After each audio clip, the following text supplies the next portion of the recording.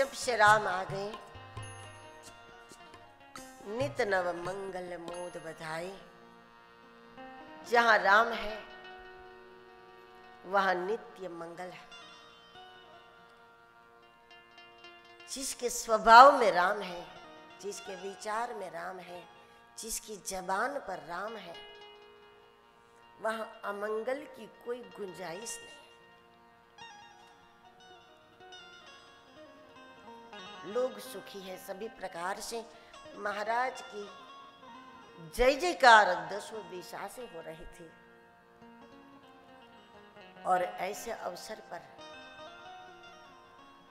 दशरथ जी ने एक बार सभा में बैठे हुए थे। लोग कहते थे आप धर्मात्मा है महाराज, आप पुण्यात्मा है। लोग प्रशंसा कर रहे थे।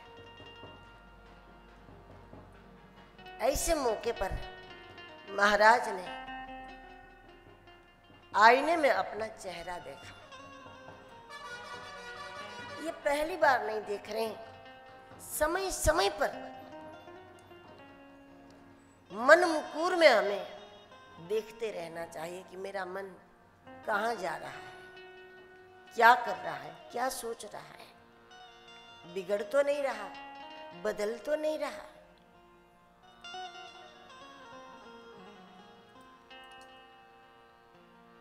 सभा में बैठे हुए महाराज ने आईना उठाया और आईने में अपना चेहरा देखा। और वो आईना तुलसीदास जी ने बताया, राहु सुभावु मुकुर कर लेनहा। कर मुकुर है, हाथ रूपी आईने में देखा। और जब हाथ की ओर देखा कि लोग कहते हैं आप पुण्यात्मा पुण्यात्मा पुण्यात्मा, मैं भी जरा देखूं इन हाथों ने कोई पुण्य किया कि नहीं। और जब हाथ की ओर देखा तो महाराज को पता चला कि इन हाथों से तो एक ब्राह्मण बालक की हत्या हो गई है। श्रवण समीप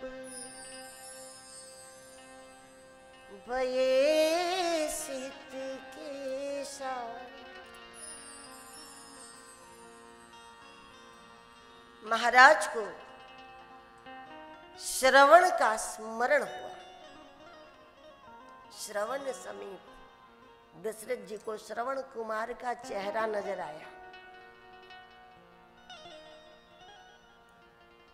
गलती से भी लेकिन ये हुआ है, अपने हाथों से एक अपराध हुआ है। कोई नहीं जानता दशरथ जी के हाथों से एक ब्राह्मण की हत्या हो गई है, कोई नहीं जानता। लेकिन आत्मा तो जानती है ना। जिस शरीर से हुआ वो शरीर साक्षी है, अंतरात्मा जानती है। दुनिया को हमारे जिस पाप का पता होता है उसकी तो सजा दुनिया ही दे देती है और हम उससे मुक्त हो जाते हैं। लेकिन दुनिया को पता ही नहीं होता, केवल हमारी अंतरात्मा को पता है जिन पापों का, उससे हम जल्दी मुक्त नहीं हो सकते।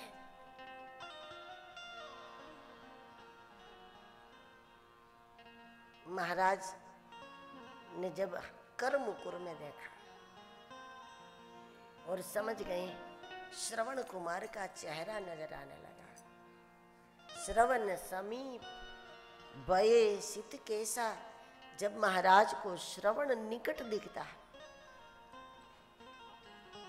तब महाराज के रोम रोम शांत पड़ जाता है। लोग भले ही पुण्यात्मा धर्मात्मा बड़ी बड़ी बातें करें, लेकिन महाराज का रोम रोम शांत पड़ जाता है। यहाँ शीत का मतलब केवल सफेद नहीं है, शीत का मतलब शांत।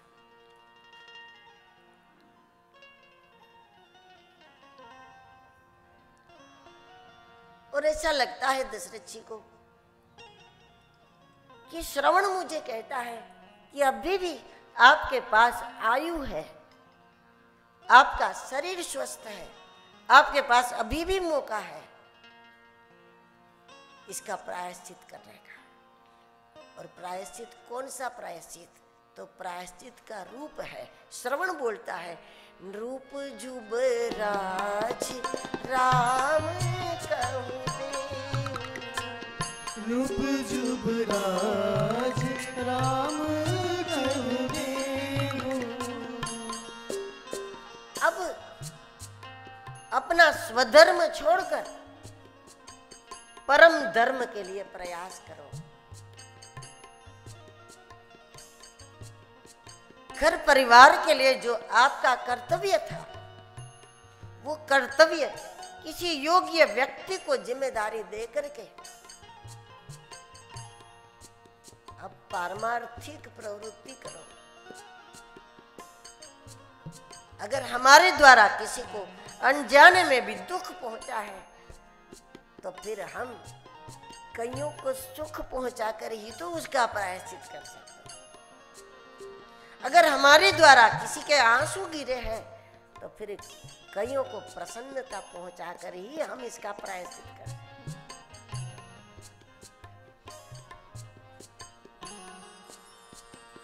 आयु हमारे पास हो तो हमें कर लेना चाहिए, अन्यथा शरीर के द्वारा किए कर्मों का बदला चुकाने के लिए हमें फिर से शरीर ही लेना पड़ता है, क्योंकि शरीर ने किया है, शरीर को भुगतना पड़ता है। लेकिन इसी जन्म में अगर हमारे पास कोई टाइम बचा है, शेष आयु है, स्वस्थ शरीर है, तो ऐसे में अब स्वार्थ की प्रवृत्ति छोड़कर पारमार्थिक प्रवृत्ति करना। संसार की प्रवृत्ति के लिए भी भगवान ने हमको भेजा हो तो हमें वो कर लेना चाहिए, घर के लिए, बच्चों के लिए, सबके लिए। लेकिन जीवन में एक टुकड़ा ऐसा रख लो कि उसमें हमें केवल पारमार्थिक प्रवृत्ति करनी है। सांसारिक प्रवृत्ति करना गलत नहीं है, लेकिन उसी के लिए अपना अस्तित्व खत्म कर देना बहुत गलत है। जीवन का एक टुकड़ा 10-20 साल ऐसा रखो जिसमें हमें गायों के लिए जीना है, हमें धर्म के लिए जीना है, हमें सेवा के लिए जीना है, हमें औरों की मदद के लिए जीना है। वो समय, वो टुकड़ा ही सिर्फ और सिर्फ परमार्थ के लिए। हमारी ड्यूटी पूरी हो गई। घर बना लेना, संसार के लिए बहुत कुछ कर लेना उतना कठिन नहीं है, लेकिन समय पर सरकना बहुत मुश्किल है।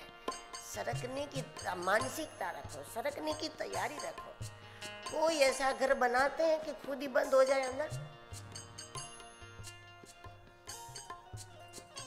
जब मकान बनाता है कोई तो चारों ओर से बना दे, तो दरवाजा रखना भूल जाए, तो उसके जैसा मूर्ख कौन? कि करोड़ों का मकान बना लिया लेकिन खिड़की रखना भूल गया और अंदर रहकर बनाया, तो उसने घर बनाया कि जेल बनाई?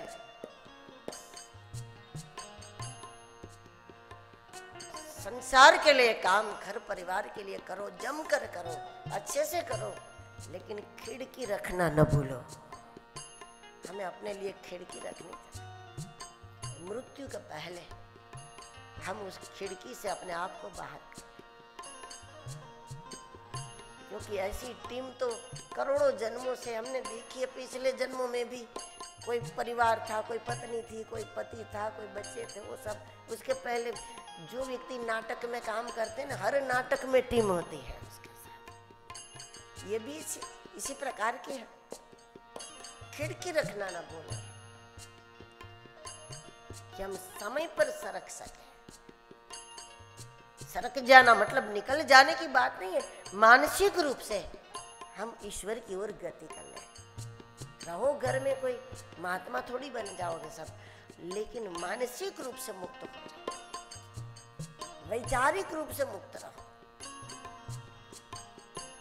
कि अब क्या कमाया, कहाँ लगाया, कितना लगाया, अब उससे हमें कोई ज्यादा मतलब नहीं है। बच्चे पूछे तो मार्गदर्शन करो, जरूर करो, आपका अनुभव उसके काम आए।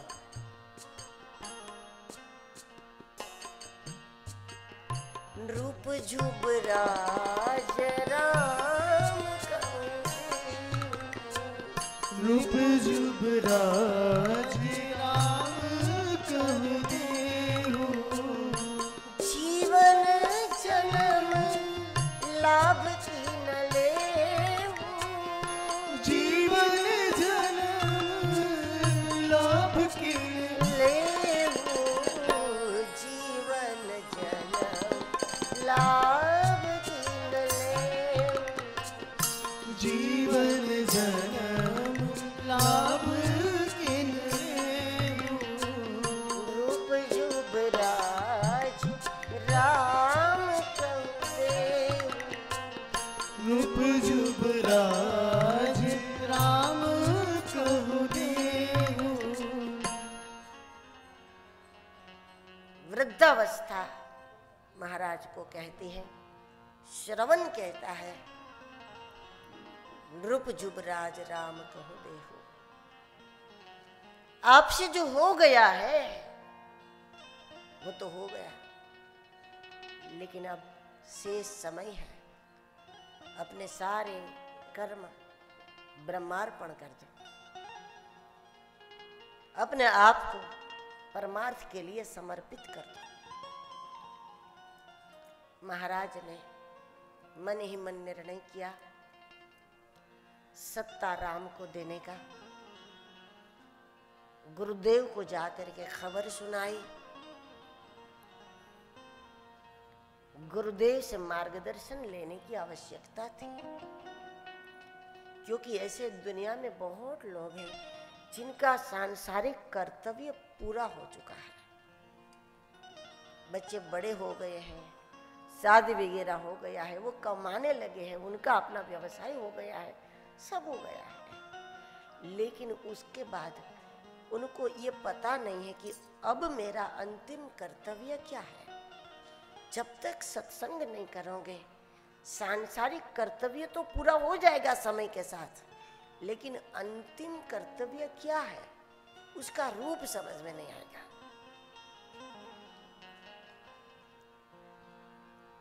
इसके लिए अंतिम कर्तव्य का रूप जानना जरूरी होता है। ये भी समझ होती है कि अब घर में मेरी जरूरत नहीं है। ये भी समझ होती है कि अब हमारा घर में रहना, घर में सबको अच्छा नहीं लग रहा। सारी बात समझ में आती है, लेकिन करे तो क्या ये मालूम नहीं होता। अंतिम कर्तव्य का ज्ञान सत्संग देता है। अंतिम कर्तव्य का ज्ञान अगर समय पर आ जाए तो व्यक्ति एक दिन भी बर्बाद नहीं करेगा। असल में साल 2 साल से जो पंछी पिंजरे में रहता है, उस पंछी का पिंजरा दयापूर्वक भी कोई खोल दे तो वो दुखी हो जाता है। पिंजरा तो खुल गया, लेकिन वो ये नहीं जानता कि उड़े तो कैसे, उड़कर जाए तो कौन सी दिशा में। साल 2 साल उसमें रहने से उड़कर कहाँ जाए, किस दिशा में, वो भूल जाता है। उसको उड़ना भी सिखाना पड़ता है। उसी प्रकार 50, 60, 70 वर्ष जब हम सांसारिक कर्तव्य निभाते हैं, वो जब पूरा हो जाता है तो पिंजरा तो खुल गया। अब किसी को कोई एतराज नहीं है, कोई आपत्ति नहीं है, कोई शिकायत नहीं है। आप अपने ढंग से अगर अपनी उन्नति करते हैं, अपना उद्धार करते हैं, तो कोई रोकने वाला नहीं है। पिंजरा खुल गया, लेकिन अंतिम कर्तव्य का ज्ञान नहीं है। उसके अभाव में हम कुछ निर्णय नहीं कर पा रहे हैं कि अब क्या। इसका उपाय सत्संग होता है। गुरु की शरण में जाकर के बार बार उनके सानिध्य में अधिक से अधिक समय रह करके, कभी 8 दिन चले जाओ, कभी 15 दिन चले जाओ, कभी महीना भर चले जाओ, कभी चतुर्मास चले जाओ। ऐसे करते करते आपको गुरुजनों के सानिध्य में अपना अंतिम कर्तव्य दिख जाएगा। तब अंत सुधर जाएगा। सीधे सीधे निर्णय कर लोगे, मुझे तो यही करना है, बस अब रिटायर हो गए हैं, अब तो यही काम करना है, अब वही काम। अच्छा, आपने अच्छे काम का निर्णय किया, वो बहुत अच्छा, लेकिन उस कार्य के लिए स्वभाव कहाँ से लाओगे? वो नहीं है आपके पास। कुछ लोग कहते कि हमें घर छोड़ देना है, बस तीर्थ में जाके रहना है, वहां भी लड़ाई करते हैं। यहाँ रहते तो यहाँ जमीन खरीदो बेचो तो ठीक बात थी, लेकिन सब कुछ छोड़ करके हरिद्वार चले जाए, कुटिया बना ले, वहां भी 6 महीने के बाद जमीन खरीद लेते, वहां भी बेचने लगते। तो वो तो यहाँ भी करते थे, वहां तो भजन के लिए गए थे ना।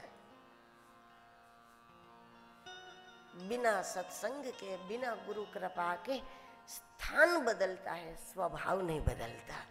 तो स्वभाव न बदलने से प्रवृत्ति नहीं बदलती, तो प्रवृत्ति वही रही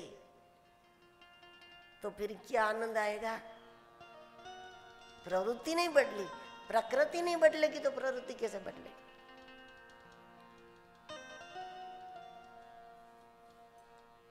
बहुत अच्छा है कि हम परमार्थ के काम का निर्णय कर ले कि अब तो बस परमार्थ करना है, सेवा करनी है।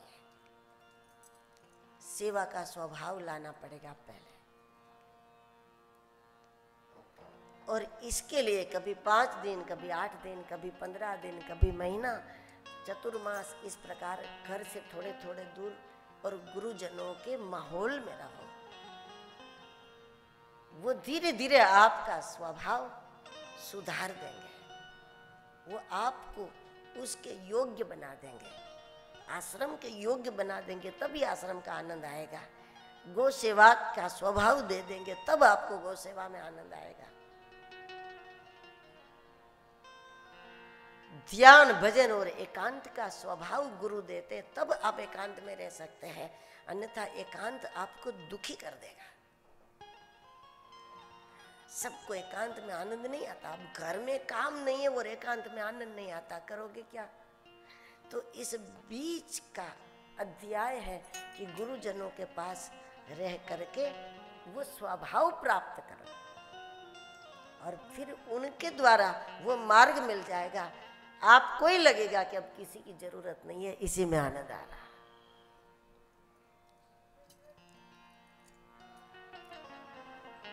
महाराज ने गलती ये कर दी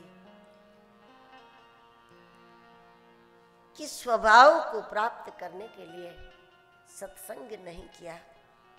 अभी तक तो राज शासन चला रहे थे और सीधे सीधे निर्णय कर दिया सत्ता राम को दे देनी है। एक सामान्य चीज छोड़ने का अभ्यास नहीं है, वो सब कुछ कैसे छोड़ सकते?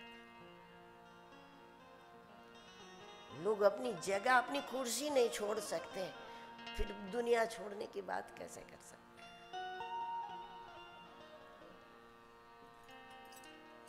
समय पर चाय न मिली तो क्रोधित हो जाता है और पूरी दुनिया छोड़ने की बात कर लेता है, सब कुछ छोड़ने की बात करते हैं। सद्गुरु अभ्यास कराते कराते कराते करा देंगे।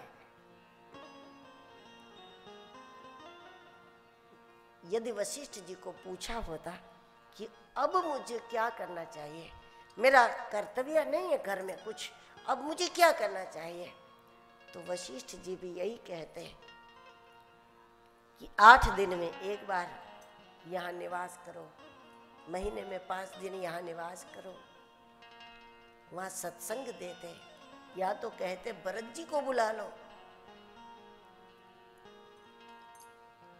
भरत जी ननिहाल में है, संत दूर है, भगवंत घर में है।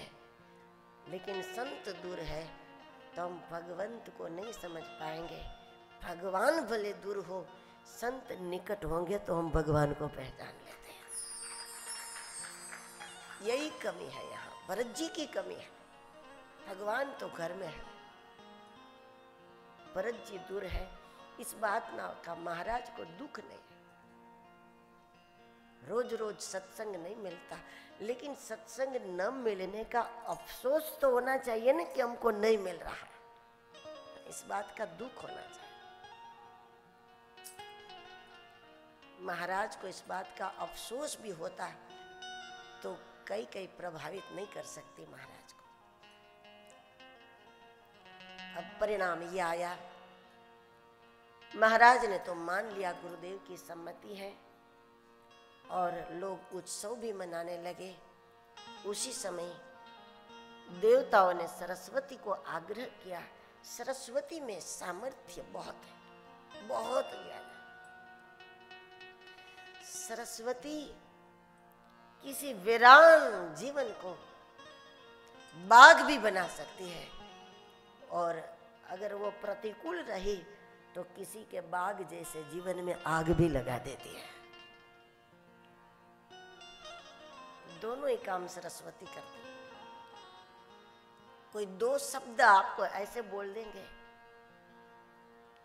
कि आपका जीना हराम हो जाए, जीना कठिन भी आपको लगने लगे, और कोई दो शब्द ऐसे भी सुना देते हैं कि आपको नया जीवन प्रदान कर देते हैं। दोनों ही काम सरस्वती कर देते हैं।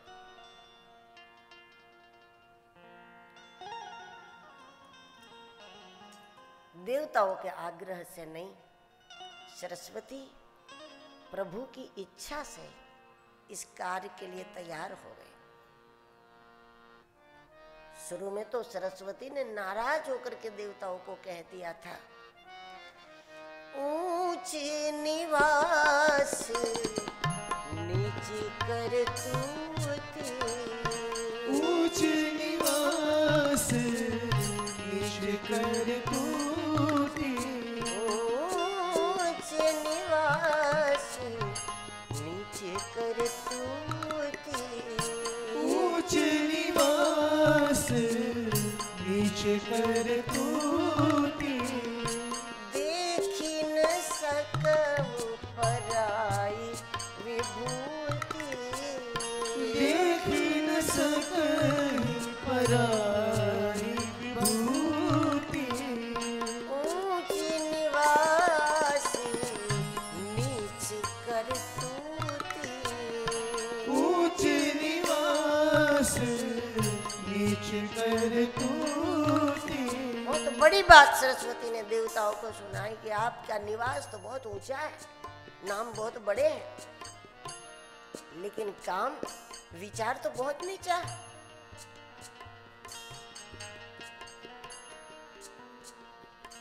जब बड़े बड़े लोग विचार से छोटे हैं, विचार से नीचे होते हैं, तो जैसा विचार वैसा काम कल उसके हाथ से हो जाता है।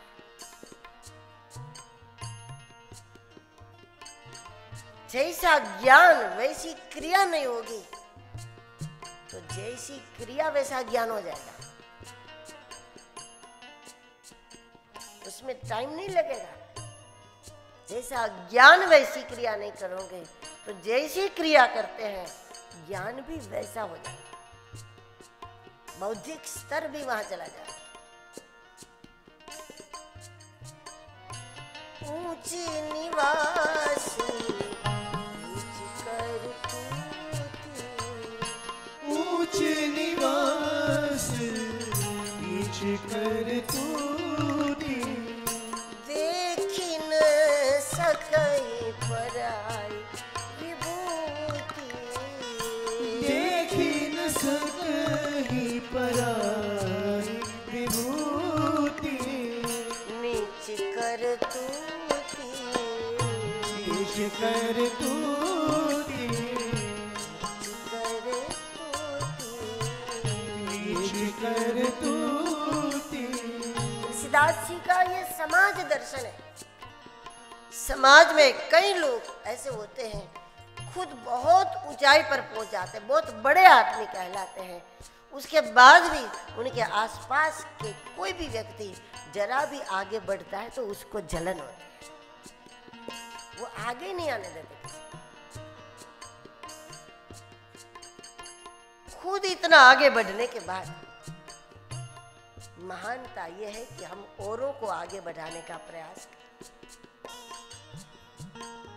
ऊंचा वही है जो अपनी उन्नति के बाद दूसरों की उन्नति के लिए प्रयास करे।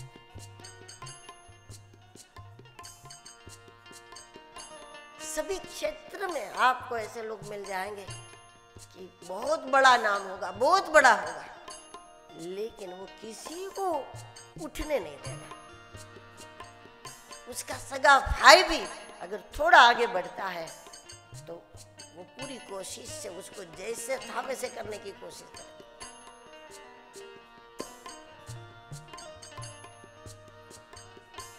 ऊंच निवास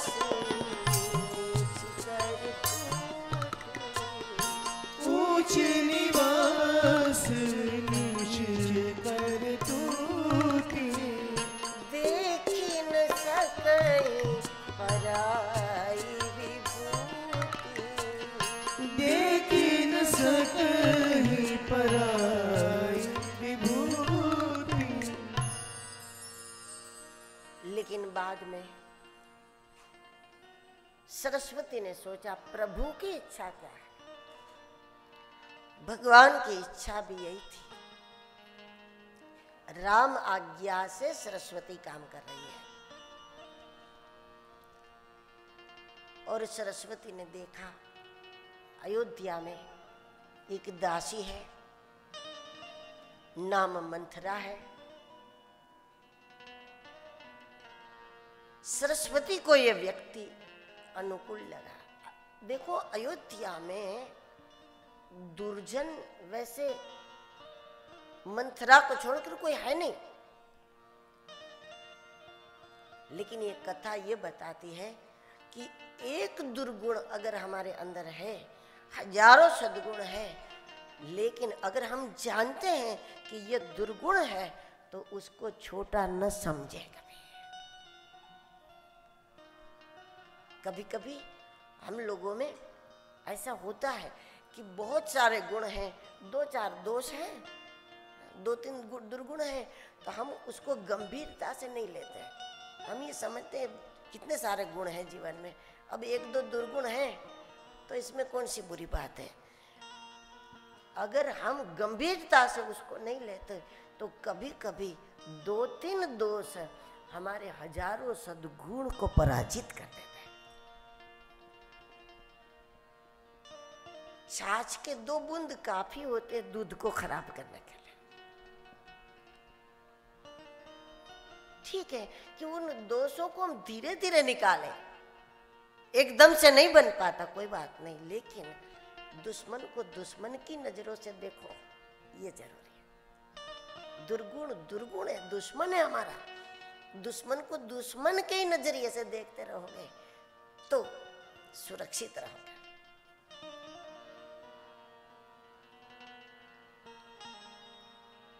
और सद्गुण हमारे जीवन में हो, उसकी कदर करनी चाहिए। पूरी लंका में एक सज्जन था, विभीषण, लेकिन रावण ने अगर उस सद्गुण की कदर की होती तो वो राम के पास जाता नहीं, और एक सद्गुण के कारण रावण बच जाता।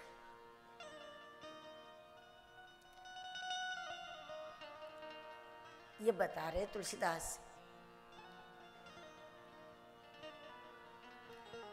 अब मंथरा दुष्ट है तो उसमें कई कई का क्या दोष,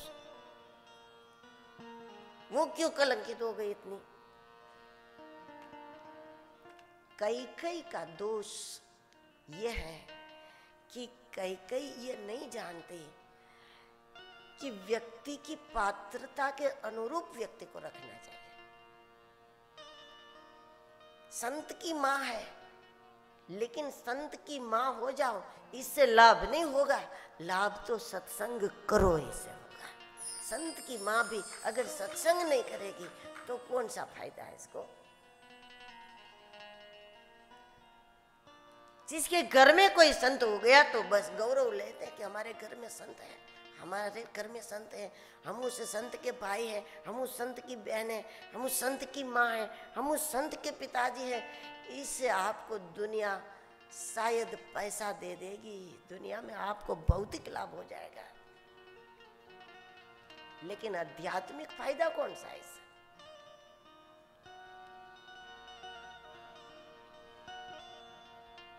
कई कई मंथरा को इतना निकट रखती है जितना नहीं रखना चाहिए। वो दासी को सखी कहकर बुलाती है, मंथरा को सखी कहती है कई कई।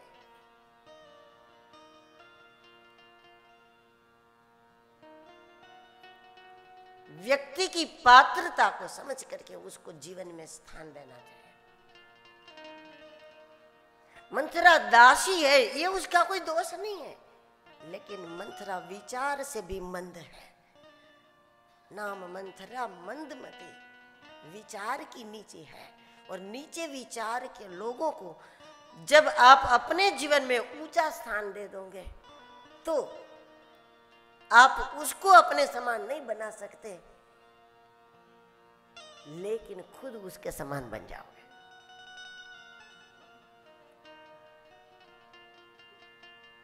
किसी नीचे व्यक्ति को ऊंचाई दे सके तो अच्छी बात है, उसको सुधार सके तो अच्छी बात है, लेकिन जब ये नहीं बनेगा तो कुछ तो बनेगा ना।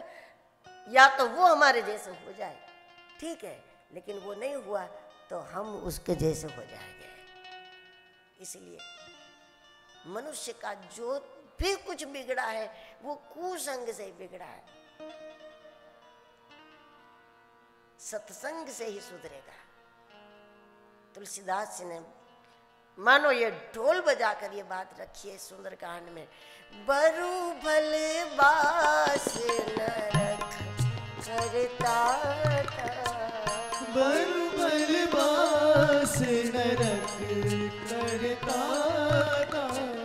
दुष्टों के संग में रहने से नरक में रहना अच्छा है, क्योंकि नरक में जैसे जैसे समय कटेगा हमारे पाप कटते जाएंगे, लेकिन हम दुष्टों के साथ रहेंगे तो पाप वृत्ति बढ़ती जाएगी। नरक में रहने से कई गुना खराब है। दुष्ट संग जने देहु विधाता, दुष्ट संग जने देहु विधाता, बरु बल बास नरक करता था, बरु भल बास नरक करता था। दुष्ट संग जने देहु विधाता। मंथरा विचार मंद है, और विचार से मंद व्यक्ति, संस्कारों से मंद व्यक्ति प्रत्येक घटना में नकारात्मक विचार ही करेगा। कोई भी क्रिया के मूल में सकारात्मकता होनी चाहिए।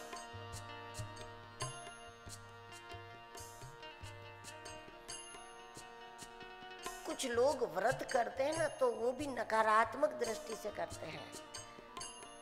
एकादशी के दिन ये सोचते हैं आज तो रोटी नहीं खानी है, आज तो दाल चावल नहीं खाएगा, दाल चावल नहीं मिलेगा। सकारात्मकता से हमें सोचना चाहिए कि आज हमको फल खाने को मिलेगा, आज हमको हलवा खाने को मिलेगा। घर से यात्रा के लिए निकलो, तब जब ये सोचोगे कि हम घर छोड़ के जा रहे हैं तो नकारात्मक यात्रा होती है। हम इष्ट की शरण में जा रहे हैं, ये सकारात्मक यात्रा होती है। ये समझ के चलो, यहाँ से आप जहाँ पंढरपुर जा रहे हो, सप्तसिंगी जा रहे हो, तो आप ये सोच के चलो कि हम जगदम्बा की शरण जा रहे हैं। ये सोच के चलो कि हम घर से निकल रहे हैं, घर से दूर जा रहे हैं, तो नकारात्मक यात्रा हुई। हर नकारात्मक क्रिया का फल भी नकारात्मक होता है, और ये दृष्टिकोण की बात है। केवल हम पंढरीनाथ की शरण जा रहे हैं, हम घर छोड़ के जा रहे हैं, ये नकारात्मक यात्रा होती है। हम प्रभु की शरण जा रहे हैं, ये सकारात्मक यात्रा।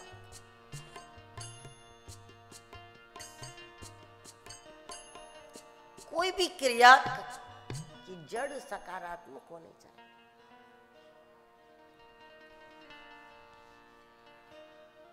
मंथरा मूलतः नकारात्मक है। और मंथरा ने जब ये बात सुनी तो ये सुन करके दुखी हो गई, क्योंकि मंथरा वास्तव में रामद्रोही नहीं है, राम विरोधी भी नहीं है। मंथरा राम वनवास का विचार नहीं करती थी, लेकिन मंथरा को अयोध्या में खतरा लक्ष्मण जी से था। लक्ष्मण वैराग्य है और कई बार लक्ष्मण जी ने इसको तमाचा भी मारा है। लक्ष्मण वैराग्य है, मंथरा लोभ है। लोभ को वैराग्य से डर लगता है, इसलिए वो लक्ष्मण जी को अयोध्या से दूर करना चाहते थे। लेकिन इतना वो डरती थी, इतना डरती थी कि अगर मैं कैकेयी को ये बताऊं और कैकेयी लक्ष्मण वनवास मांगे भी तो लक्ष्मण जी वन में जाएंगे पर मुझे जिंदा छोड़कर नहीं जाएंगे। लक्ष्मण जी वन जाएंगे तो मुझे साथ लेकर जाएंगे, छोड़ के नहीं जाएंगे। इसीलिए मंथरा ने अपनी कूटनैतिक बुद्धि से ये विचार किया कि लक्ष्मण का नाम न लेना पड़े और लक्ष्मण निकल जाए। ऐसी युक्ति है कि मैं कैकेयी को सिखा दूं राम वनवास, क्योंकि लक्ष्मण राम के बिना एक पल नहीं रह सकता। जब राम जाएंगे तो पीछे पीछे वो निकल जाएगा। ये मंथरा का इरादा है।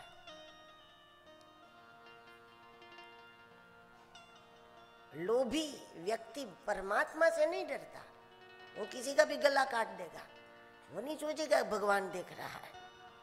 वो तो पुलिस से डरे, ईश्वर से थोड़ी डरते, व्यवस्था से डरेंगे, भगवान से नहीं डरता। चोर को इस बात का कोई डर नहीं हो तो मंदिर में भी चोरी कर लेगा, भगवान का भी मुकुट चुरा लेगा, भगवान की भी पेटी से उठा लेगा। वो भगवान से नहीं डरता। हाँ, लेकिन वहां सीसीटीवी कैमरा रख दो तो डरेगा, वहां पुलिस खड़ी है तो डरेगा। लोभ को वैराग्य का डर है। मंथरा को लक्ष्मण से खतरा है और लक्ष्मण जी को हमेशा के लिए बाहर करने के लिए उसने युक्ति की है। और कैकेयी जब राम वनवास बोलेगी तो किसी को भी मंथरा पर शक नहीं होगा कि ये मंथरा ने सिखाया है। अगर वो लक्ष्मण वनवास बोलेगी भी तो पूरी अयोध्या समझ जाएंगी कि ये मंथरा ने सिखाया होगा, क्योंकि मंथरा और लक्ष्मण की अनबन पूरी अयोध्या जानती है। बहुत बार लक्ष्मण जी ने मंथरा को सजा दी है। एक दूसरे के खिलाफ है और एक दूसरे के खिलाफ बोलते रहते हैं, पेपरों में छपता रहता है। पूरी दुनिया को मालूम था मंथरा और लक्ष्मण के बीच हमेशा विवाद है, एक दूसरे को पसंद नहीं करते। राम जी और मंथरा के बीच में ऐसा कभी कुछ नहीं हुआ। राम जी मंथरा को कभी वो कुछ भी बोले उसका प्रत्युत्तर नहीं देते, और इसलिए मंथरा यह समझती थी कि राम तो बहुत अच्छे हैं, राम तो बहुत अच्छे हैं। और इसी विषय में तुलसीदास जी ने लिखा राम जी के स्वभाव में, जासु स्वभाव हरिहि अनुकूला, जासु स्वभाव हरिहि अनुकूला, जासु स्वभाव हरिहि अनुकूला। दुश्मन को भी जिनका स्वभाव अच्छा, मतलब मंथरा को, वो है राम। क्योंकि परमात्मा विरोध नहीं करेंगे। चोरी करने वाले के अंदर भी भगवान है, लेकिन भगवान उसका हाथ पकड़ नहीं लेता। इसीलिए मंथरा को राम अच्छे लगते हैं, राम का स्वभाव अच्छा लगता है, क्योंकि वो जो चाहे वो कर सकती है। लेकिन वो ये नहीं जानती कि राम की दृष्टि में जो सही लगता है उसको लक्ष्मण ही वरदान देता है, और राम की दृष्टि में जो गलत होता है उसको लक्ष्मण ही खत्म करता है। वो तो समझती है राम ठीक है, ये ठीक नहीं है। अरे ये जो करा है वो राम की मर्जी से करा है। लक्ष्मण वनवास मंथरा का हेतु है, इसका उपाय राम है। राम जाएंगे तो पीछे पीछे लक्ष्मण निकल जाएगा, उसका नाम भी नहीं बोलना पड़ेगा।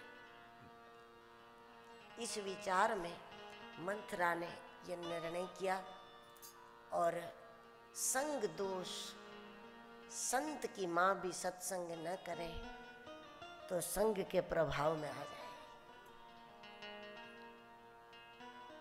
जिसके चलते कई ये मांगने के लिए तैयार हो गई। महाराज दशरथ जी कई को राम राज की खुशखबरी देने के लिए संध्या समय पहुंचे, जो कि पूजा का है। तुलसीदास ने लिखा, सांझ समय सानंद नृप, सांझ के समय, संध्या के समय सांसारिक प्रवृत्ति नहीं होनी चाहिए। संध्या परमात्मा से जुड़ने का टाइम है। त्रिकाल संध्या हो सके तो बहुत अच्छी बात है, लेकिन कम से कम 2 संध्या, 1 संध्या शाम के समय देवताओं का विचरण होता है। 10 मिनट भी शांति से निश्चित समय पर स्मरण होना चाहिए। वो दिन भर होने से जो लाभ नहीं होता, वो संध्या की 10 मिनट के समय में परिणाम आता है।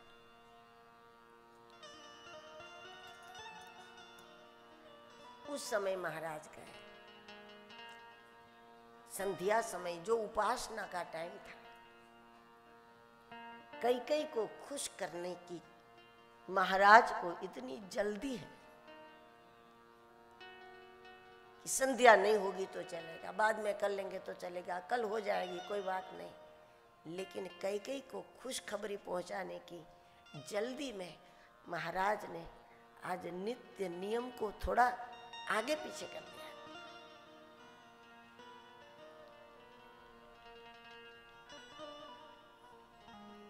और कई भवन महाराज गए।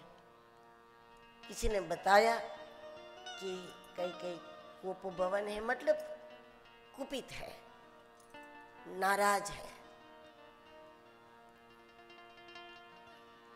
और महाराज कई के पास पहुंचे, वरदान मांगने के लिए कहा। तब वो तैयार हुई वरदान मांगने के लिए। मंथरा हमेशा के लिए लक्ष्मण वन में रहे वो चाहती थी, इसलिए मंथरा ने 14 वर्ष वाली बात नहीं सिखाई थी, लेकिन हरी इच्छा जो कई के जबान पर आई है वो राम इच्छा है। 2 वरदान मांगे। पहले बोली, सुनहु प्राण प्रिय भावत जी का, सुनहु प्राण प्रिय भावत जी का। कई महाराज को प्राण प्रिय कहती है, और महाराज ने मान भी लिया कि मैं प्राण प्रिय हूँ। कई का तो कहना था, आपके प्राण मुझे प्रिय है, आप नहीं। या प्राण प्रिय का भाव था, आपके प्राण में आज हरने वाली हूँ, मुझे आपके प्राण प्रिय है। महाराज ने मान लिया कि हम ही प्राण प्रिय है। सुनहु प्राण प्रिय भावत जी का, सुनहु प्राण प्रिय भावत जी का। संसार किसी से अत्यधिक प्रेम करे वो उसके हित में नहीं है, अत्यधिक नफरत करे वो भी हमारे हित में नहीं है। संसार हमारे साथ संतुलित व्यवहार करे वो हमारे हित में।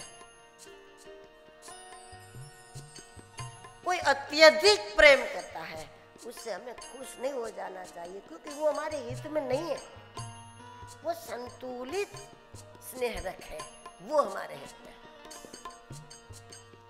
सुनहु प्राण प्रिय भावत जी का, सुनहु प्राण प्रिय भावत जी का, देहु एक भर भरत ही टीका, देहु एक बर भरत ही टीका, मांगू दूसर बर कर जोरे, मांगू दूसर बर कर जोरे, पूर्वहु नाथ मनोरथ मोरे, पूर्वहु नाथ मनोरथ मोरे, तापस वेश विशेष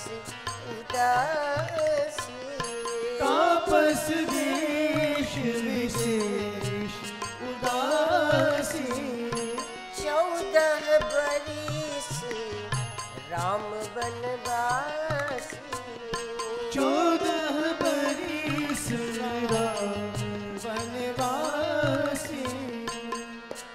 2 वरदान कई ने मांग लिए। महाराज व्याकुल हो गए। देहु एक बार भरत ही टीका तो ठीक है, लेकिन 14 वर्ष राम वनवासी क्यों? एक अपराध बताओ राम का, जबकि ये संभव ही नहीं।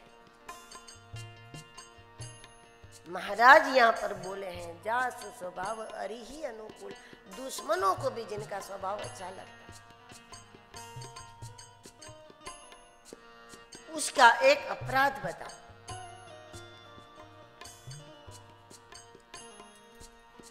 कई मौन है इस बात पर,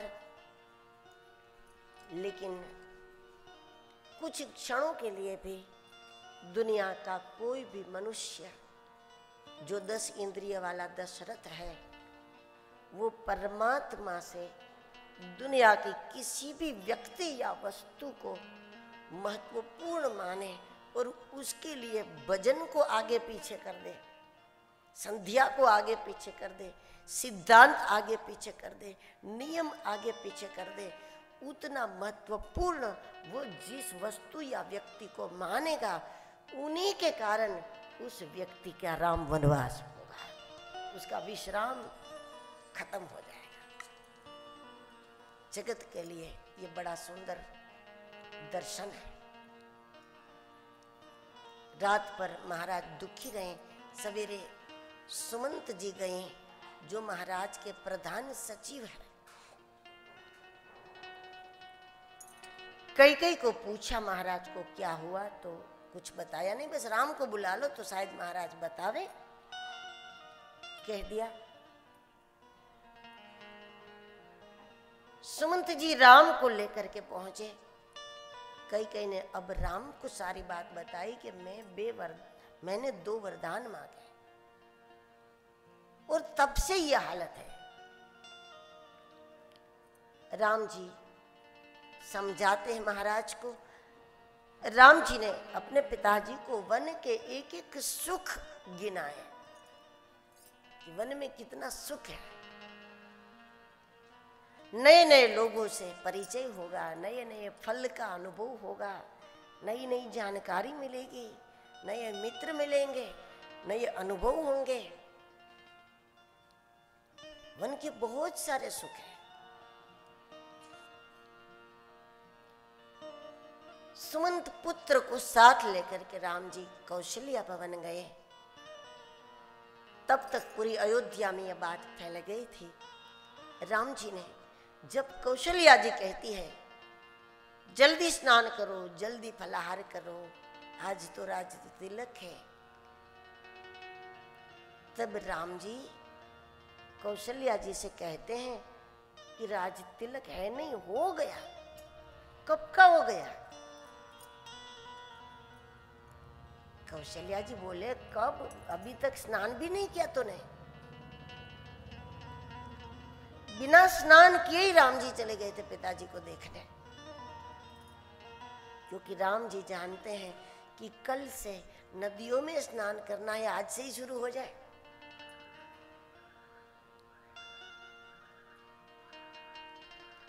महान अवतारों को मुक्त होने की जल्दी होती है, जैसे ही मौका मिल जाए उनको मुक्त जीवन का, तो उनको जल्दी होती है। कब हुआ राज तिलक? यदि राम जी ये कहते पिताजी ने मुझे वन दिया, तो शायद कौशल्या जी कहेगी महाराज वचन तोड़ दिया, क्योंकि अयोध्या की जनता को महाराज ने वचन दिया था, करहूं हरसि ही राम ही टीका, कल राम को तिलक करता हूं। ये वचन अयोध्या की जनता को महाराज दे चुके थे।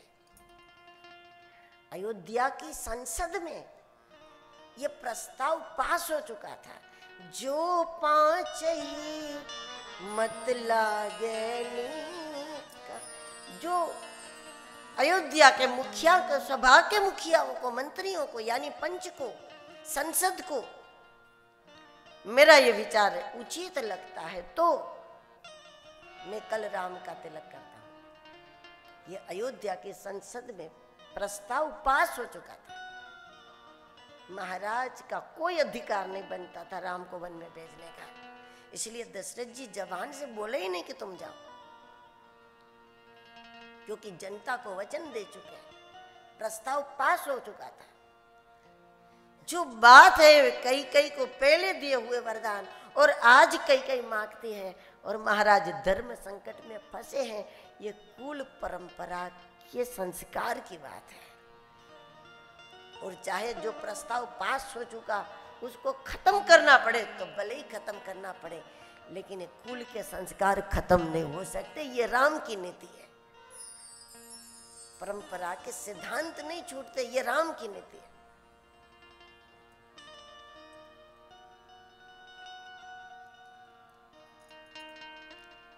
कई को वचन दिया 14 वर्ष राम वनवासी,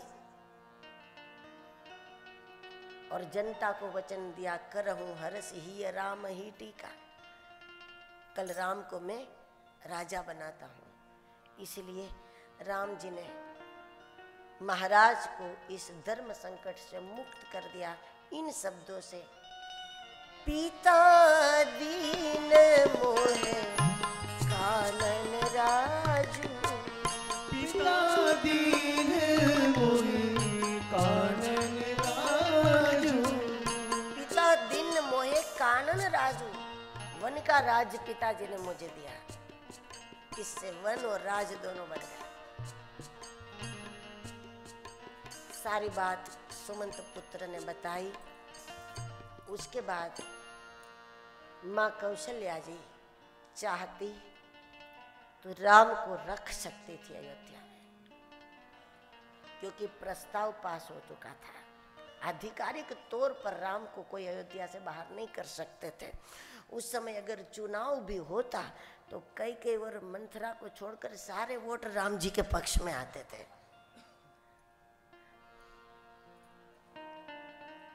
लेकिन और कौशल्या जी राम का एक अपराध पूछती तो कई मंथरा सहित कोई नहीं बता सकते थे राम का कोई अपराध अयोध्या में,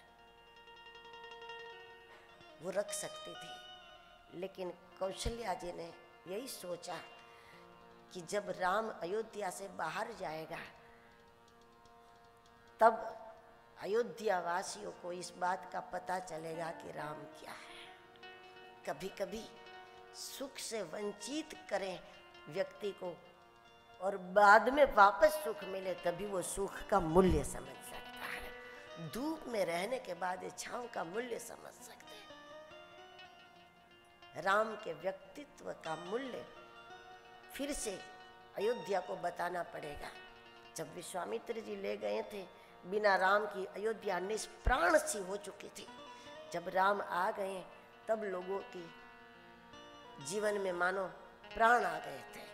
फिर से मूल्यवान सानिध्य सहज मिल जाता है तो लोग उसका मूल्य नहीं समझते।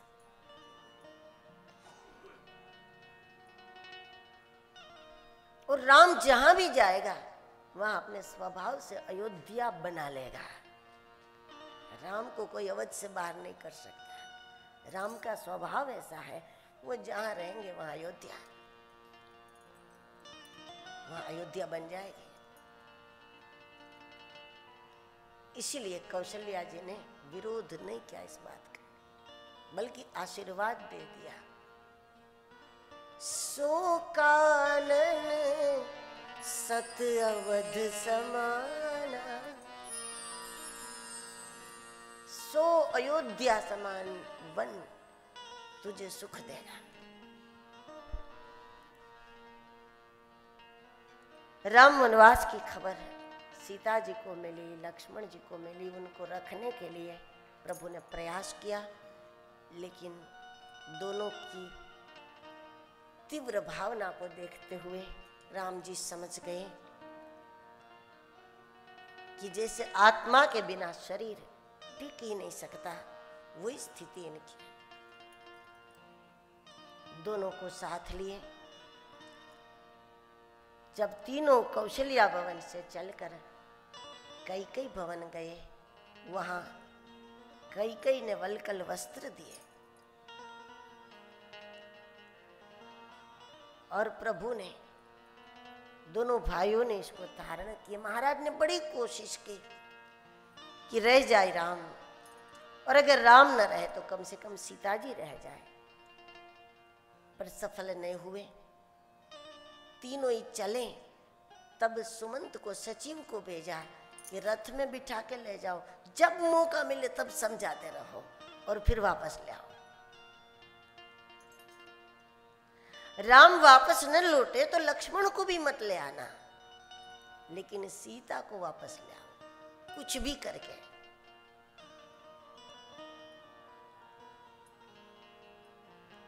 रथ लेकर गए सुमंत जी, तीनों बैठ गए।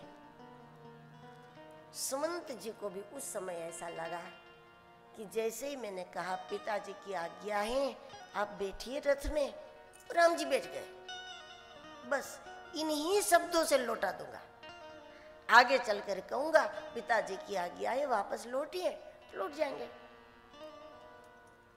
सुमंत नहीं जानते थे कि राम को जाने की जल्दी है, इसलिए रथ में बैठ गए।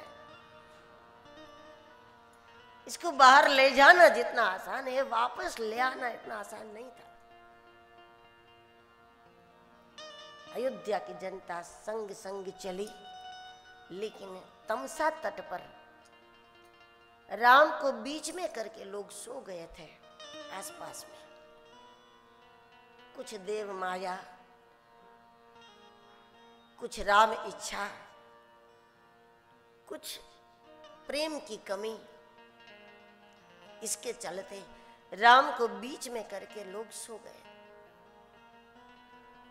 और रात्रि में भगवान ने सुमंत से कहा, सुमंत देखो किसी को जगाना नहीं, और जो जागता हो उसको साथ ले लो, वो किसी को जगावे नहीं। कोई नहीं जागता था। सुमंत, राम, लक्ष्मण, सीता, बस कोई नहीं जागता था। लोग इस भ्रम में रह गए कि राम को बीच में करके सो जाओ, जाएंगे कहां से? जाने के लिए राम को जगह तो चाहिए, किसी को जगाएंगे तो हम एक दूसरे को जगा देंगे। लोग इस भ्रम में रह गए।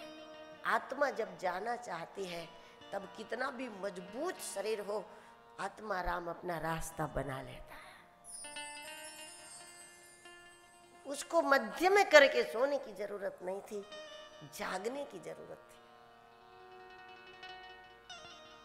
जो सोता है उसको संसार ही हाथ लगता है। रात्रि में निकल गए। सवेरे उठने के बाद लोग रोते हैं, पुकारते हैं, लेकिन दौड़ते नहीं हैं। जंगल के कितने रास्ते होंगे, 2 4 5 कितने होंगे? सारे रास्ते पर अगर चल दिए होते तो कहीं से तो हाथ लग जाता। लेकिन संसार की परेशानी यह है, कुछ भी छोड़ना नहीं है, कुछ भी त्यागना नहीं है, चाहिए सब कुछ। प्रभु श्रृंगवेरपुर पहुंच गए गंगा तट पर, और दुनिया को राम जी ने वास्तविक राम राज्य का सूत्र दिया कि जब तक शहरवासी वनवासी बनेंगे तभी राम राज्य की स्थापना होगी। महाराज राम राज्य चाहते थे, लेकिन ऐसे कैसे राम राज्य होगा? राम जी ने दर्शन दिया कि शहरवासी वनवासी बने तो राम राज्य होगा। शहरवासी वनों में जाए, जिनको आवश्यक चीजों का भी अभाव है उसको ऊंचा उठाया जाए, जिनको कोई नहीं अपनाता उसको अपनाया जाए, जिसको पर्याप्त रोटी नहीं मिलती देश के उस कोने में अन्न पहुंचाया जाए तो राम राज्य स्थापित होगा। अब लोग वनवासियों के पास जाते नहीं है, जाते हैं तो 5 वर्ष में एक बार जाते हैं, उसके झोपड़े में बैठकर रोटी खा लेते हैं। वो तो वैसे भी पूरे देश को पता है कि तुम खाते ही हो, उनका भी नहीं छोड़ते, ये भी सबको पता है। पूरी की पूरी सड़कें खा जाते हैं लोग, स्टील खा जाते हैं, सीमेंट खा जाते हैं, पूरी की पूरी सड़कें खा जाते हैं, और उसके बाद भी झोपड़े में खुद को खाता हुआ दिखा रहे हैं कि बस हम खाते ही हैं। शहरवासी वनवासी बने,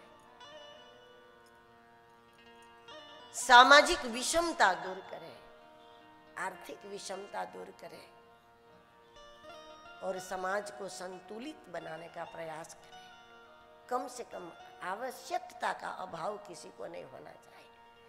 सब अरबपति करोड़पति नहीं बन जाते और ये संभव नहीं है, लेकिन समाज के मुखियाओं का इतना तो कर्तव्य है कि कोई भूखा न सोवे। इतना तो संतुलन हमसे जहां तक बने वहां तक हमें बनाना चाहिए। ये राम राज्य का तरीका है। श्रृंगवेरपुर में गुहराज के साथ भगवान ने मित्रता की, यहीं रात्रि विश्राम हुआ। रात्रि में गुहराज को दिव्य ज्ञान प्रदान किया लक्ष्मण जी ने, और सवेरे जब प्रभु जागे, राम जी ने जब गंगा तट पर जाकर स्नान किया, अपनी जटा बनाई, तब सुमंत जी ने जाकर कहा, पिताजी की आज्ञा है, आपको वापस लौटना है। और राम जी ने सुमंत जी को कहा, सुमन जी, ये आज्ञा धर्म के अनुकूल नहीं है। बड़ों की आज्ञा का पालन तब किया जा सकता है जो आज्ञा धर्म के अनुकूल हो। माता पिता को देवता मानते हैं हम, गुरु को भगवान मानते हैं हम, क्योंकि उनसे हमें धर्म मिलता है। उनके द्वारा हम धर्म को जानते हैं, वो हमको धर्म का जीवन देते हैं, धर्ममय जीवन देते हैं। लेकिन जब वही धर्म के विपरीत आज्ञा करने लगे तो वो माता कैसे, वो पिता कैसे, वो गुरु कैसे? और ऐसी आज्ञा किसी ने नहीं मानी। बलि ने गुरु आज्ञा का पालन नहीं किया था, राजा बलि को गुरु की आज्ञा थी, नहीं मानी, क्योंकि धर्म के विरुद्ध थी। माता पिता गुरु हम सबको इसलिए प्रणाम करते हैं कि इससे हमको धर्म मिलता है, धर्म की प्राप्ति उनकी कृपा से होती है, इसलिए। लेकिन वही जब धर्म से विमुख व्यवहार करे, धर्म से विमुख आज्ञा दे, तो जरूरी नहीं है कि हम उसका पालन करें।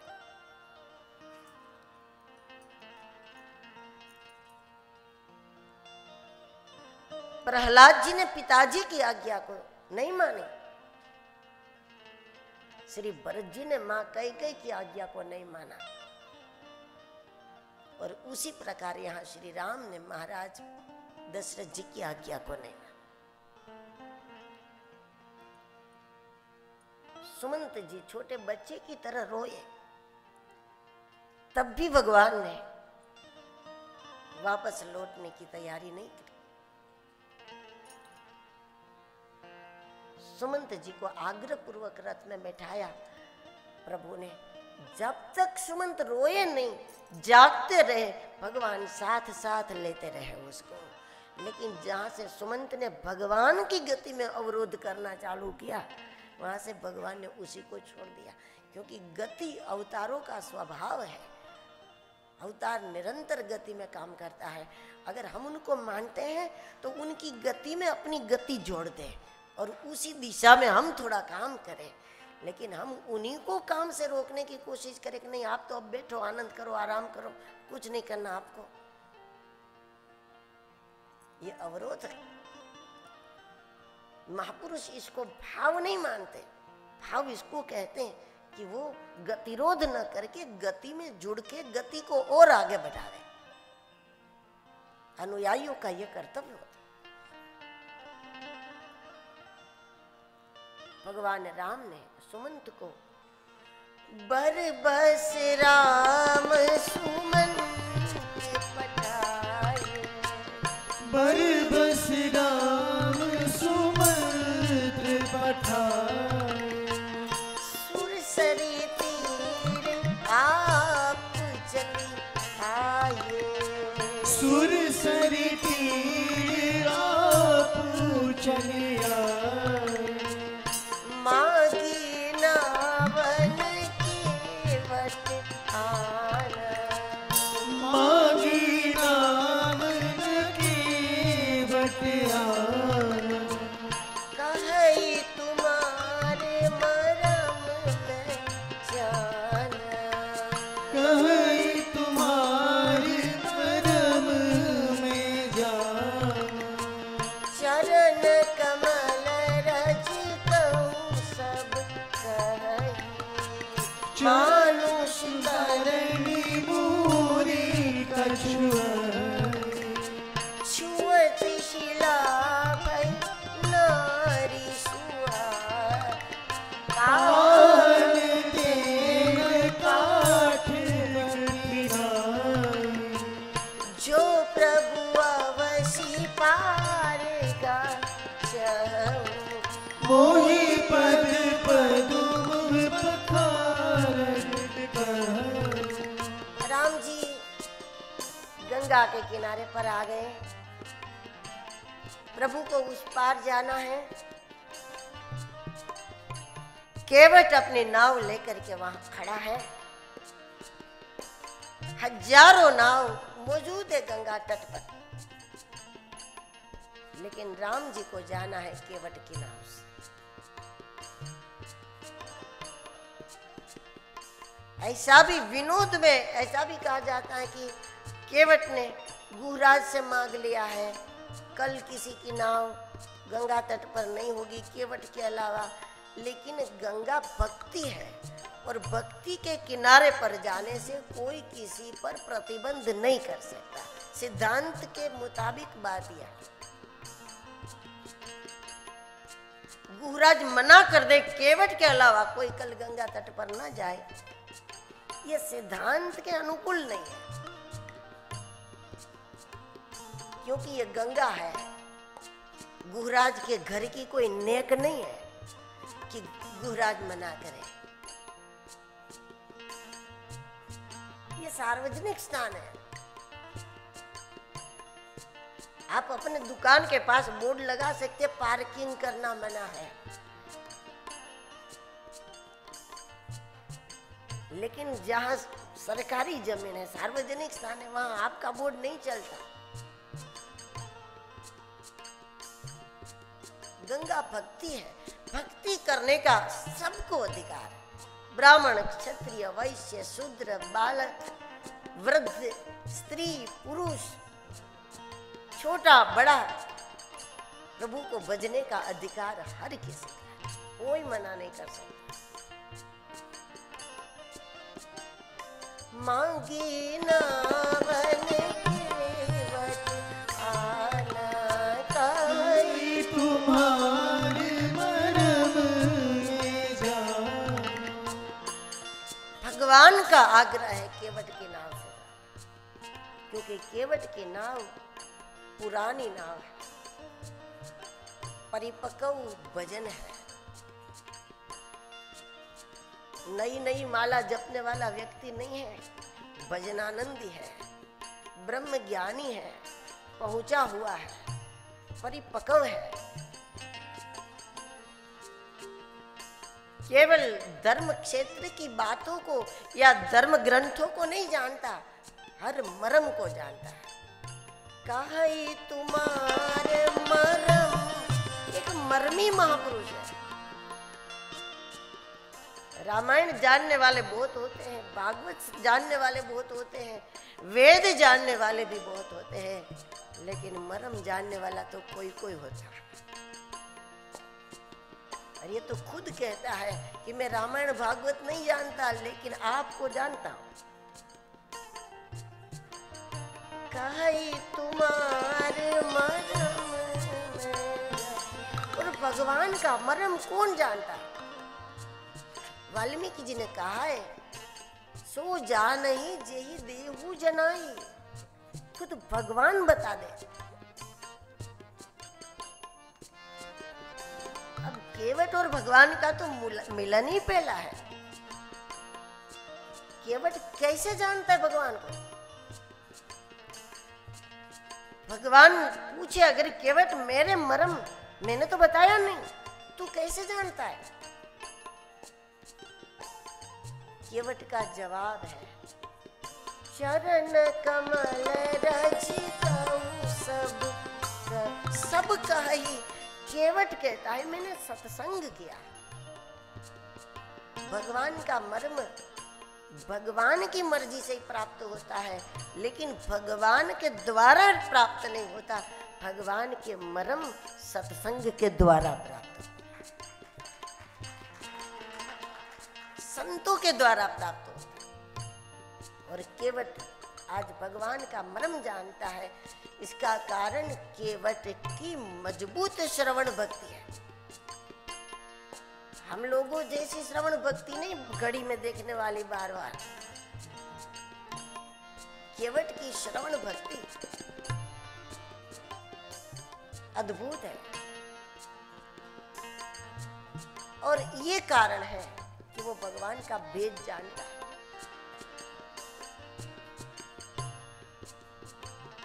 जब लक्ष्मण जी ने इशारा भी किया केवट को कि केवट ये परमात्मा है, महादेव भी इसका पूरा मर्म नहीं जानते। इस पर केवट ने पूछा कि महादेव के किस अंग में गंगा बहती है? बोले जटा में बहती है। केवट ने कहा कि जिनकी जटा में गंगा बहती है शायद इसलिए नहीं जानते, हमारी तो पैर के नीचे गंगा बहती है, हम तो नाविक हैं।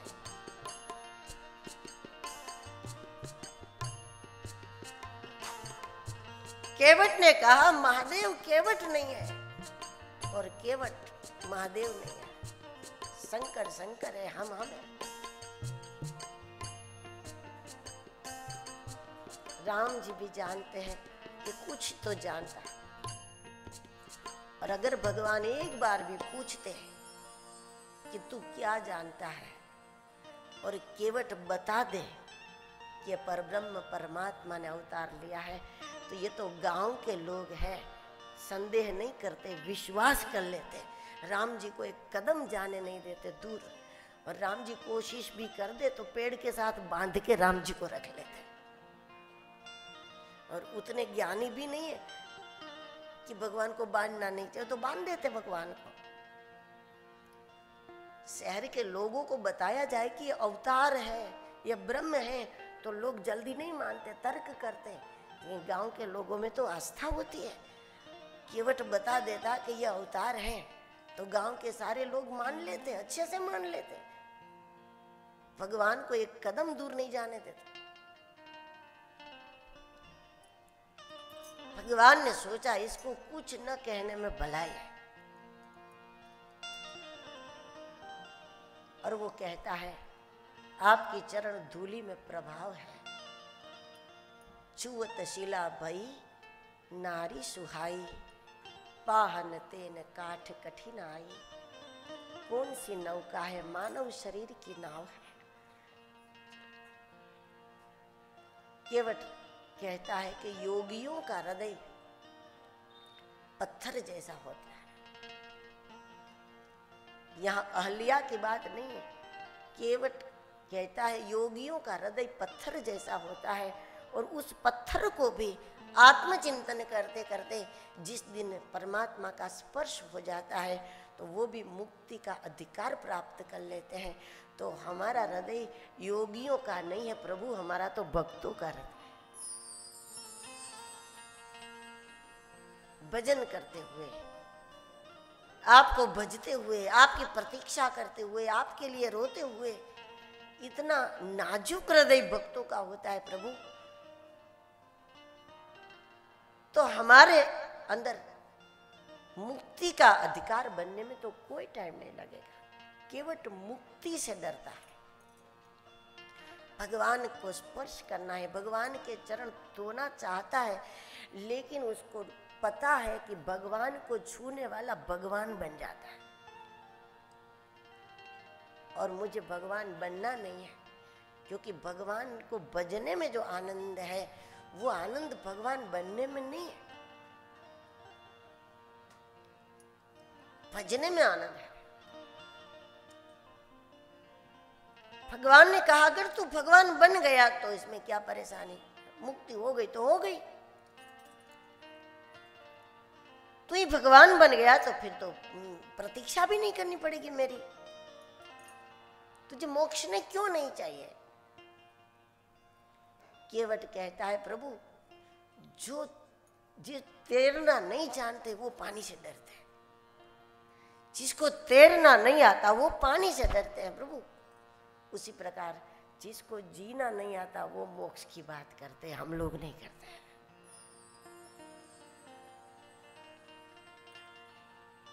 दुनिया में बार बार आना जाना, आपकी प्रतीक्षा करना, आपके लिए भटकना, आपके लिए घूमना, आपके लिए रोना, आनंद इसी में है प्रभु। आपकी खोज में जो आनंद आता है वो आपकी प्राप्ति में नहीं होता प्रभु, आपको खोजने में आनंद आता है।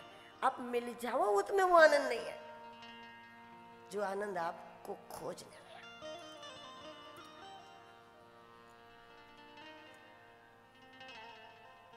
भगवान के चरण को छूने से केवट डरता है, और पूरी कोशिश यह है भगवान को विलंब कराना है। भगवान का स्वभाव जानना ही मर्म जानना होता है, और केवट यह जानता है कि भगवान का स्वभाव ऐसा है कि वो चरण धोने नहीं देते किसी को अच्छे से, और जब चरण धोने की मैं बात करूंगा तो भगवान जल्दी हाँ नहीं करेंगे, हाँ नहीं करेंगे तो विलंब होगा, विलंब कराना चाहता है, क्योंकि केवट वनवासी राम का दर्शन चाहता ही नहीं है। अब राम आ गए वनवासी बनकर, केवट का लक्ष्य वनवासी राम नहीं है, केवट का लक्ष्य राजा राम है। उसकी कोशिश है राम को यही विलंब हो जाए, अयोध्या की जनता को पता भी चल जाए, लोग यहाँ आ जाएं, बाद में कोई दोबारा सो जाने की गलती भी नहीं करेंगे, और राम अयोध्या नहीं लौटेंगे तो 14 वर्ष यहीं रह जाएंगे, और हमको सानिध्य मिलेगा, सेवा मिलेगी। 14 वर्ष के बाद हम लोग जाएंगे राम के साथ अयोध्या, राजा राम का दर्शन करेंगे। सबसे बड़ा डर केवट के मन में यह है कि राम उस पार जाए, फिर जंगल में संतों के साथ बैठेंगे, बड़े बड़े सत्संग होंगे, और उसके बाद राम शायद 14 वर्ष के बाद भी लौटना पसंद नहीं करेंगे। ये खतरा है, मन में ये डर है कि राम हमेशा के लिए वन में रह गए तो वापस नहीं लौटेंगे तो, क्योंकि ये संभव ही कैसा होगा कि 14 वर्ष साधु जीवन का आनंद ले और बाद में राम राजा बने। साधु तो अपने आप में राजाओं का राजा होता है, उसके बाद अयोध्या का राजा कौन बने? साधु जीवन का आनंद लेने के बाद राजमहल का राजा कौन बने? नहीं लौटेंगे राम कभी, ये डर है। और वन में जाएंगे तो संत महात्मा बड़ी बड़ी वैराग की बातें करेंगे, तो राम जी में वैराग भी बढ़ जाएगा। हम लोगों में तो कोई ज्ञान ध्यान है नहीं, हम तो चुटकुले सुनाएंगे, मजा कराएंगे, राम जी को हंसाते रहेंगे, इसमें राम का वैराग नहीं बढ़ेगा। राम के मन में वैराग न आ जाए। केवट चाहता है राम के मन में वैराग न आ जाए। हम खुश रखें, खिलाते पिलाते रहेंगे, चुटकुले सुनाते रहेंगे, हंसाते रहेंगे, बस इसमें वैराग नहीं बढ़ेगा। और 14 वर्ष के बाद हम साथ साथ चलेंगे। केवट की छोटी सी कुटिया में भगवान का छोटा सा मंदिर है, लेकिन उसमें विराजमान राजा राम है। राजा का ही उपासक है केवट।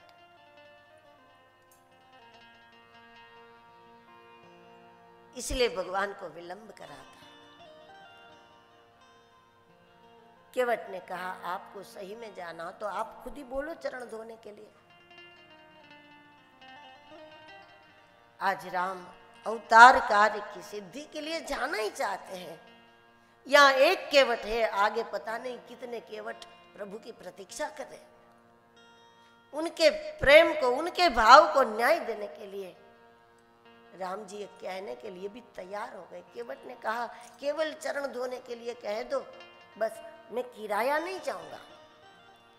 ये नहीं कहता कि मैं किराया नहीं लूंगा, मैं नहीं लूंगा नहीं कहता, मैं चाहता नहीं हूं। वास्तविक त्याग ये होता, भगवान जैसे रखे हम रहेंगे। ये भी नहीं कि हमको कुछ नहीं चाहिए, ये भी नहीं कि हमको चाहिए ही चाहिए। भगवान जैसे रखे, जाहि विधि राखे राम, उस स्थिति में वो मैं चाहूंगा नहीं।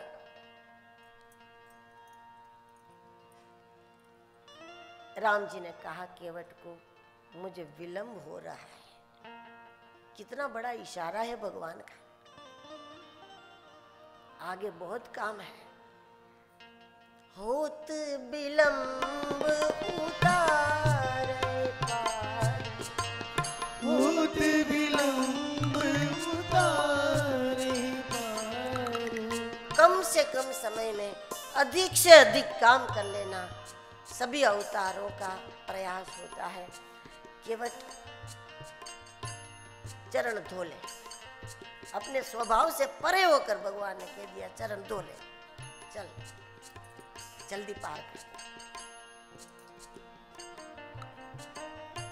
लेकिन भगवान बोले मुझे विलंब हो रहा। ये सुनकर केवट सजग हो गया, मुझे भगवान की गति में अवरोध नहीं करना है। अब पात्र लेने के लिए घर भी नहीं गया, यहीं से नाव से कठोटा निकाल लिया। उसी में भगवान के चरण धोए। भगवान ने केवट के पितरों को पार किया पहले, क्योंकि जब हमारे पितर पार होंगे तो ही हम पार हो सकते हैं। एक गली में आगे ही कोई फंसा हुआ हो तो हम कैसे निकलेंगे?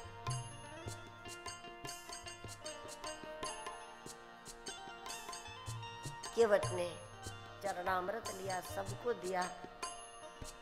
सीता जी, राम जी, लक्ष्मण जी सब नाव में बैठ गए। गुहराज आया और अब जब वो रस्सी छोड़ी, नाव अपने आप चलने लगी। भगवान ही केवट की नौका चला रहे, कौन किसकी चला रहे यही समझना मुश्किल है।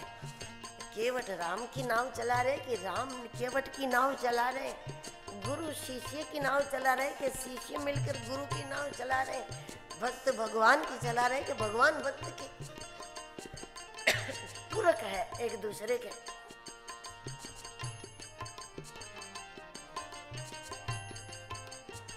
केवट उस पार पहुंच गया। उतर कर दंडवत किया। भगवान विचार करे मैं केवट को क्या दूं। केवट ने तो कहा था मैं कुछ भी नहीं चाहता, लेकिन भगवान का नियम है जो कुछ भी नहीं चाहता उसको सब कुछ देता है। जो चाहते उसको उतना दे जितना वो चाहते हैं, लेकिन जो केवल भगवान को चाहते हैं उसको तो भगवान सब कुछ देते हैं।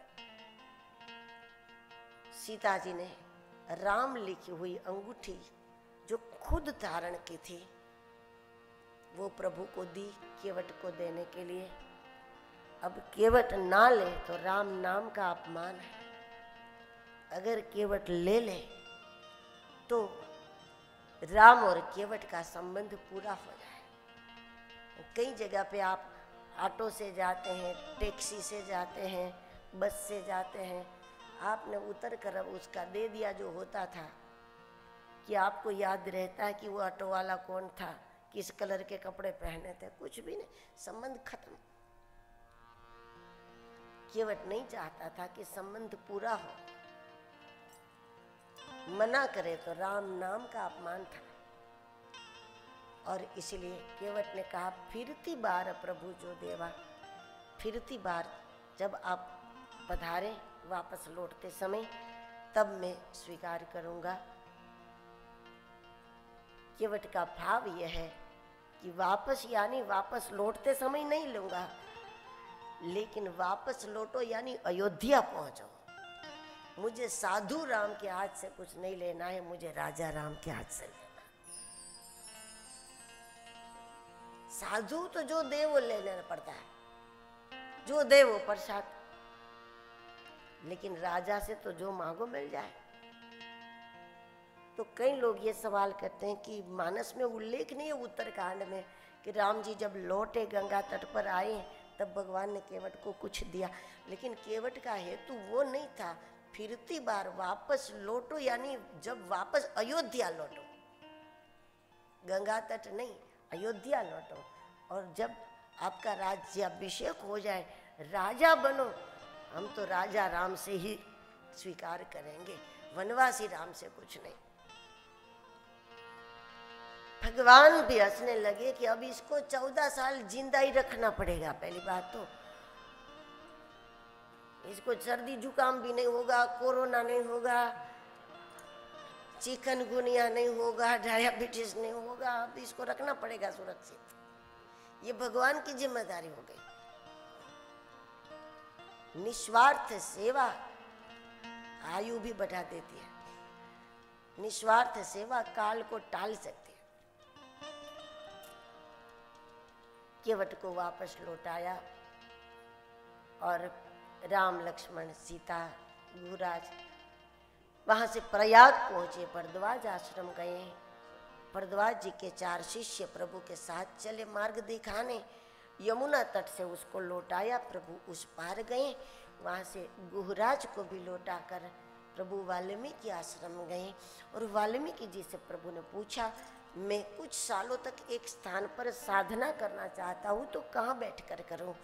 वाल्मीकि जी ने चित्रकूट स्थान बताया और प्रभु चित्रकूट पर स्थापित हो गए। बहुत सालों तक भगवान चित्रकूट पर रहे, लेकिन हम भगवान को चित्रकूट पर रहने देते हैं कल दोपहर 2 बजे तक।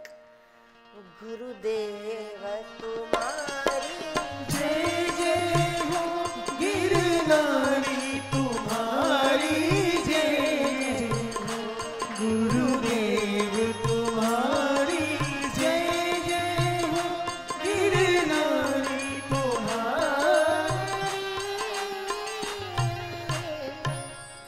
जय जय। श्री सद्गुरुनाथ महाराज की जय। गिरनारी महाराज की जय सब संतन की जय।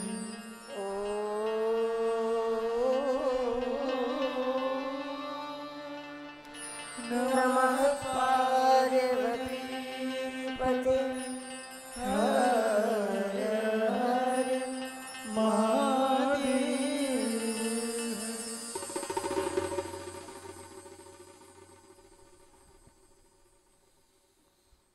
पूज्य माँ के श्री चरणों में कोटि कोटि दंडवत प्रणाम। आज के दिव्य मंगलमय सत्संग के माध्यम से पूज्य माँ ने हम सबको कृपा, सत्संग, तप, कर्तव्य, अधिकार, व्यक्तित्व, कर्म, निस्वार्थ सेवा आदि विषयों का आध्यात्मिक दर्शन करवाया और तप की महत्ता बताते हुए कहा कि भक्ति के बिना तप सफलता को प्राप्त नहीं करवाता है। सुभाषित में भी कहा गया है कि मीन स्नान रत फणि पवन भूक मेषस्तु परणाशनः निराशी खलु चातक प्रतिदिनम शेते बिलम मूषकः भस्मोद्धूलन तत्परो ननुखरो ध्यानाधिरूढ़ो बकः सर्वे किम नहीं यान्ति मोक्ष पदवीम भक्ति प्रधानम तपः। तब भक्ति प्रधान होना चाहिए, क्योंकि उदाहरण दिए हैं यहाँ पे मीन स्नान रतः, पानी में रहने से ही जो भगवान की प्राप्ति होती तो सबसे पहले मछली को हो जाती। पणि पवन भूख, पवन के आहार से भगवान की प्राप्ति होती, वायु भक्षण से तो सबसे पहले सर्पों को हो जाती। पान खाने से परमात्मा मिलते, पर्ण खाने से तो ये जो अजा है भेड़ बकरियां उनको परमात्मा मिल जाता। प्यासे रहने से परमात्मा मिलते तो चातक को मिल जाते। धूल में ही टहलने से मिलते तो गर्दभ यानी गधे को परमात्मा मिल जाते। और केवल ध्यान में बैठने से भगवान मिलते तो सबसे पहले बगले को भगवान मिल जाते। किसी को भगवान नहीं मिलते हैं, मोक्ष नहीं मिलता है। उसका यही कारण है कि इसमें तप है मगर भक्ति नहीं है, भक्ति युक्त तप नहीं है।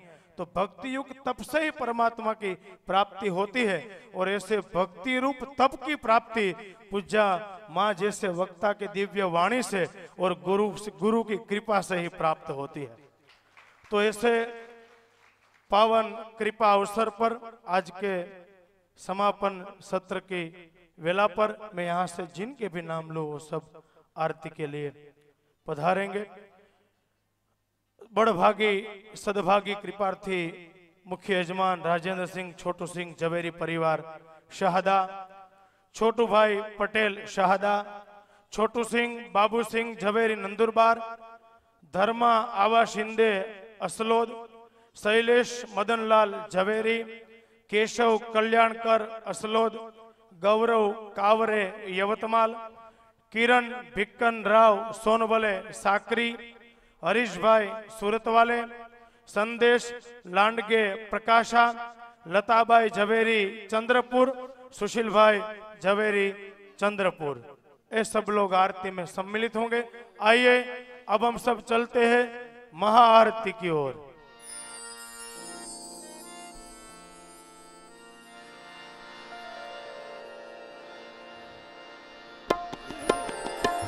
आरती श्री रामायण जी के कीरत कलित ललित से अभी गावत ब्रह्मादिक मुनि नारद कालवीक विज्ञान विशारद सुख सनकादिक शेष अनुसारद बरनी पवन सुख कीरत के आरती श्री रामायण जी गावत वेद पुराण अष्टदश क्षयो शास्त्र सब ग्रंथन को रस मुनि जन धन संतन को सर्वस सारंस सम्मत सब ही आरती श्री रामायण जी के गावत संकट शंभु भवानी अरुघट संभव मुनि व्यास आदि कवि वर्ज बखानी नाग भुसुंड गरुड़ के आरती श्री रामायण की कलिमल हरण विषय रखते सुबग सिंगार मुक्ति युवती दलन रोग भव मोरी अमीर तात मात सब विधि तुलसी के आरती श्री रामायण कीरत ललित ललित श्री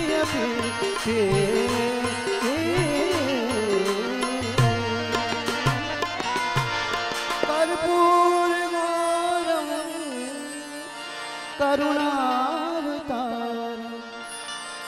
संसार सारम भुजगेन्द्रहारम सदा वसंतम हृदयारविंदे